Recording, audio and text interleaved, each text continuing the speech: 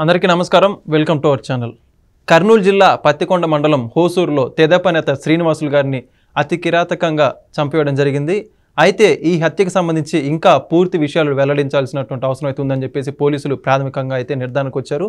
ఈ హత్య గురించి వివరణ ఇవ్వడానికి మనతో ఉన్నారు సీనియర్ జర్నలిస్ట్ కనకదుర్గ గారు. మేడం నమస్కారం అండి. నమస్తే అండి. మేడం, చూస్తూ ఉన్నాం కూటమి ప్రభుత్వం వచ్చాక కూడా తెలుగుదేశం పార్టీ నాయకుల మీద దాడులు అయితే జరుగుతూ ఉన్నాయి ఇప్పటికీ కూడా. అయితే ఈరోజు అతి కిరాతకంగా వేకుజామునే ఒక హత్య అయితే జరగడం జరిగింది కర్నూలు జిల్లాలో హోసూరులో. ఎవరైతే మాజీ సర్పంచ్ టీడీపీ లీడర్ శ్రీనివాసులు ఉన్నారో ఆయన్ని కళ్ళల్లో కారం కొట్టి మరీ అతి కిరాతకంగా చంపేశారు. ఈ విధంగా కూటమి ప్రభుత్వం అధికారంలోకి వచ్చాక ఈ రకంగా హత్య రాజకీయాలు జరగడం అనేది ఎలా అర్థం చేసుకోవాలంటారు? అంటే మీరు చెప్పినట్టుగా వైసీపీ ప్రభుత్వం అధికారంలో లేకపోయినప్పటికీ ఇంకా ఈ దాడులు జరుగుతున్నాయంటే అంటే వైసీపీ ఓడిపోయినందుకు ఆ బాధతో రివెంజ్ తీసుకుంటుందా అంటే తట్టుకోలేక మేము ఓడిపోయాం అనేది వాళ్ళు జీర్ణించుకోలేకపోతున్నారు. గతంలో కర్నూలు వాళ్ళే మొత్తం గెలిచారు ఆల్మోస్ట్. ఈసారి కూటమి ప్రభుత్వం మొత్తం కర్నూలు గెలుచుకుంది. దాంతో వాళ్ళు జీర్ణించుకోలేకపోతున్నారు.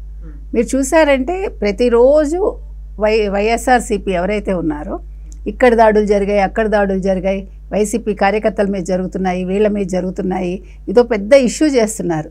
ఎక్కడో ఎవడికో ఏదో దెబ్బ తగిలింది అనుకోండి. మీరు చూసారంటే సాక్షి ఒకసారి చూసారంటే ఛానల్ దాన్ని ఒక జూమ్ చేసి వాడికి అక్కడ ఏదో దెబ్బ తగులుతుంది, దానికి ఒక ప్లాస్టర్ ఉంటుంది, చిన్న ప్లాస్టర్, మీరు గమనించండి. దాన్ని భూతద్దంలో చూపిస్తున్నారు. ఇది తెలుగుదేశం వాళ్ళే చేశారు, అయితే తెలుగుదేశం కూటమి చేసింది, వీడి కాలు విరగొట్టేశారు అన్నట్టు మాట్లాడుతున్నారు.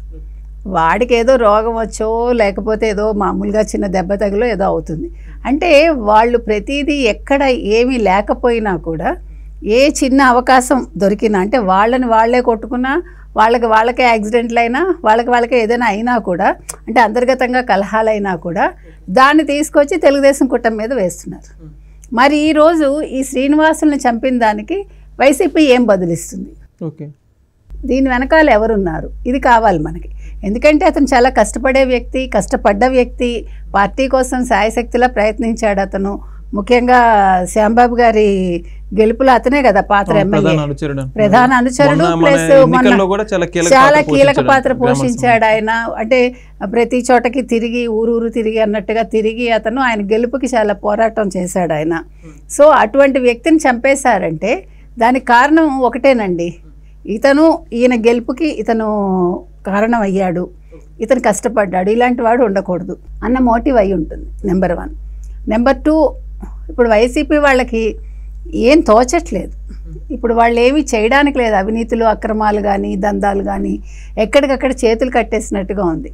సో దాంతో కూడా వాళ్ళు ఇలా చేస్తున్నారు. కాబట్టి వాళ్ళ పాపం శ్రీనివాసులు అన్న అతను పొద్దున్న 5ంటికి లేచి అతను ఏదో పని మీద అంటే బయటికి వెళ్తారు కదా పొద్దున్నే, పొలం పనిలో ఏముంటాయో ఉన్నాయి, ఆ పని మీద వెళ్ళినప్పుడు అతని కళ్ళల్లో కారం కొట్టి మారణాయుధాలతో అతని మీద దాడి చేయటం అనేది చాలా అన్యాయం. అక్కడ చూస్తే బీర్ బాటిల్స్ కూడా దగ్గరలో ఉన్నాయన్నారు. అంటే మరి బీర్ బాటిల్తో తల మీద కొట్టారా, లేదు ఎటువంటి ఆయుధాలు వాడారో మనకు తెలియదు. ఏదైనా చాలా కిరాతకంగా చంపారండి. దీన్ని చాలా అన్యాయం ఇది. దీన్ని అందరూ ఖండిస్తున్నారు. ముఖ్యంగా పాపం ఎమ్మెల్యే శ్యాంబాబు గారు వచ్చి వాళ్ళ కుటుంబ సభ్యులను ఓదార్చడమే కాకుండా తెలుగుదేశం పార్టీ మీకు అండగా ఉంటుందని చెప్పారు. ప్లస్ ఆయన కూడా నేను చూసుకుంటానని ఎవరు ఇందులో ఉన్నారో ఆ పాత్రధారులు, సూత్రధారులు వాళ్ళని పట్టుకుంటాం త్వరలో అని చెప్పారు. తర్వాత డిఎస్పి శ్రీనివాసులు ఎవరైతే ఉన్నారో, తర్వాత సిఐ సాయన్న, వీళ్ళిద్దరూ కూడా ఈ పని మీదే ఉన్నారని చెప్పారు. రెండోది డాగ్ స్క్వాడ్ కూడా వచ్చింది. సో త్వరలోనే ఈ నిందితులు ఎవరో పట్టుకుంటాం, మేము శ్రీనివాస్కి మేము న్యాయం చేస్తామని చెప్తున్నారు వాళ్ళ కుటుంబ సభ్యులకి.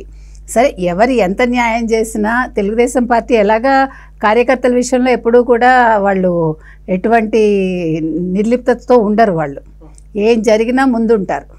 మీకు గుర్తుంటే వైసీపీ వాళ్ళు కూడా కమెంట్ చేశారు ఈ విషయంలో. తెలుగుదేశం పార్టీ ఎప్పుడు కూడా కార్యకర్తల కోసం శ్రమిస్తుంది, వాళ్ళకి ఏదైనా అవసరం ఉంటే ముందే ఉంటుంది, అంటే మంచి అయినా చెడైనా అని గతంలో కూడా అన్నారు వాళ్ళు. ఆ విషయంలో వైసీపీ ఎప్పుడు వెనకబడే ఉంటుందని. అది నిజమండి. ఎందుకంటే ఇప్పటికి కూడా పార్టీ బలంగా ఉంది అంటే అందుకు కారణం నాయకులు కార్యకర్తల పట్ల ఉండే చూపించే శ్రద్ధ కావచ్చు, అభిమానం కావచ్చు, అది 40 ఏళ్ళైనా కొనసాగుతోంది. పార్టీ పటిష్టంగా ఉంది మనం చెప్పుకోవాలంటే. అది చాలా ముఖ్యం అండి. ఎప్పుడూ కూడా మనం కింది స్థాయి వాళ్ళని మర్చిపోకూడదు. వాళ్ళు లేకుండా పెద్దవాళ్ళు లేరు. కింది స్థాయి వాళ్ళు ఉంటేనే, వాళ్ళు సరిగా పనిచేస్తేనే వీళ్ళు ఇక్కడ కుర్చీలో కూర్చుని పనిచేయగలరు.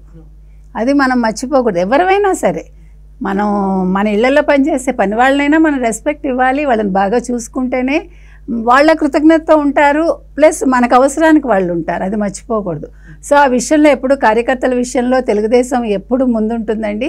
సో నారా లోకేష్ గారు ముందుగానే స్పందించారండి. వారి కుటుంబానికి సానుభూతి తెలిపారు. మీకు అండగా ఉంటాం మేము, మీ వెంటే ఉంటుంది తెలుగుదేశం ఎప్పుడు అని ఆయన వారికి హామీ ఇవ్వటం జరిగింది. త్వరలోనే ఆ నిందితులను కూడా పట్టుకుంటామని చెప్పారు. అదేవిధంగా ముఖ్యమంత్రి చంద్రబాబు నాయుడు గారు కూడా తెలుగుదేశం తరఫున, పార్టీ తరఫున వారు కూడా వారికి ప్రగాఢ సానుభూతి తెలిపారు. తర్వాత మీకు అండగా ఎప్పుడు కూడా తెలుగుదేశం ఉంటుంది, మీ వెంటే మేము ఉంటాము నాయకులందరం అని చెప్పారండి. సో త్వరలో ఈ హత్య వెనక ఎవరున్నారో పట్టుకోవాలి. గతంలో కూడా కర్నూలులోనే జరిగింది. పత్తికొండ హోసూరులోనే జరిగినట్టుగా కర్నూలు జిల్లాలోనే గతంలో కూడా తెలుగుదేశం కార్యకర్త మీదే దాడులు జరిగాయి, అతన్ని హత్య చేశారు. సో ఈ హత్యా పరంపర ఇంకా కొనసాగకుండా తెలుగుదేశం పార్టీ చాలా దృష్టి పెట్టాలని కోరుకుందాం. అదేవిధంగా పోలీస్ యంత్రాంగం కూడా ఇటువంటివి జరగకుండా దీని మీద ఒక కమిటీలాగా వేసి వాళ్ళు ఇదే పని మీద ఉండాలని కోరుకుంటాం. చివరిగా మేడం ఇంకోటి, ఈ రోజుల్లో కూడా ఇటువంటి హత్య రాజకీయాలు చేస్తూ సమాజానికి ఏం సందేశం ఇద్దాం అనుకుంటున్నారు వాళ్ళందరూ? అంటే వైసీపీ వాళ్ళు చెప్పేది ఒకటి చేసేది ఒకటి అండి. చాలా అమాయకంగా మాట్లాడుతూ జగన్మోహన్ రెడ్డి, మనం కూడా ఇంతకుముందు మాట్లాడుకున్నట్టుగా ఏవి తెలియనట్టు ఉంటాడు, పిచ్చాడిలా ఉంటాడు. కానీ చాలా అసహనం అతనికి భరించలేడు. సో నా కార్యకర్తలు బాగా ఉండాలి అనుకుంటాడు, పక్క వాళ్ళు బాగుంటే భరించలేడు. వాళ్ళ కార్యకర్తలు బాగున్నా భరించలేడు, తన అవసరానికి బాగుండాలని అనుకుంటాడు అంతవరకే. సో ఇది మొత్తం ఇప్పుడు యాక్చువల్గా ఆయన వల్లే మిగతా నాయకులందరూ కూడా చెడిపోతున్నారు నన్ను అడిగితే. ఇంతకుముందు వాళ్ళు నష్టపోయింది జగన్మోహన్ రెడ్డి వల్లే. ఇప్పుడు ఆయన ఎప్పుడు కూడా హత్య రాజకీయాలను ప్రోత్సహిస్తాడు, మనకు తెలుసు. శవ రాజకీయాలని ప్రోత్సహిస్తాడు. అంటే ఆయన ఎదుగుదలకు ఎప్పుడు కూడా హత్యలు, శవాలే ఆయనకి కనిపిస్తాయి, కలిసి వస్తాయి అనుకుంటాడు. అందుకని ఇటువంటి వాటిని ప్రోత్సహిస్తూ ఉంటాడు. కాబట్టి మనం జగన్మోహన్ రెడ్డిని అయితే నమ్మటానికి వీలు లేదండి. దీని వెనకాల ఖచ్చితంగా వైసీపీ వాళ్ళు ఉండే అవకాశం ఉంది. పోలీసులు త్వరలోనే దీన్ని ఛేదిస్తారని ఎదురు చూద్దాం. అయితే ఇక్కడ వైసీపీ వాళ్ళు నాటి నుంచి నేటి వరకు, అంటే 2019 నుంచి 2024 వరకు ఈ గొడ్డలి పోటు అనేదాన్ని మర్చిపోవట్లేదండి. ఇందాక మనం మారణాయుధాలు అనుకున్నాం కదా, వాళ్ళు వాడింది గొడ్డలే. సో వెనక నుంచి గొడ్డలి పోటుతోటి అతన్ని హత్య చేశారు. సో మనం జగన్మోహన్ రెడ్డిని అడుగుతున్నాం, నువ్వు చంద్రబాబు నాయుడిని అన్నింటికీ కూడా నిలదీస్తున్నావు కదయ్యా, అసలు నీకేం హక్కు ఉంది? నువ్వు ఇంకా ఆపవా ఈ గొడ్డలి రాజకీయాలు? ఇప్పుడు ఎలాగ నువ్వు పదవిలోకి రావు, 29లో కూడా రావు ఖచ్చితంగా. కళ్ళు మూసుకుని తెరిచినా కూడా నువ్వు ముఖ్యమంత్రి అవ్వవు. ఈ గొడ్డలి పోటు రాజకీయాలు ఆపేసి నువ్వు ప్రజల దగ్గరికి వెళ్ళి వాళ్ళకి ఏం కావాలో చూడు. నీ నియోజకవర్గానికి వెళ్ళి నీ నియోజకవర్గంలో ప్రజలకు ఏ కష్టాలు ఉన్నాయి, కన్నీళ్ళు ఉన్నాయి చూసి వాళ్ళని ఓదార్చు. అదే మనం కోరుకుంటున్నాం. ధన్యవాదాలండి. మరొక వీడియోతో మరొకసారి మీ ముందుకు వస్తాం. ధన్యవాదాలు.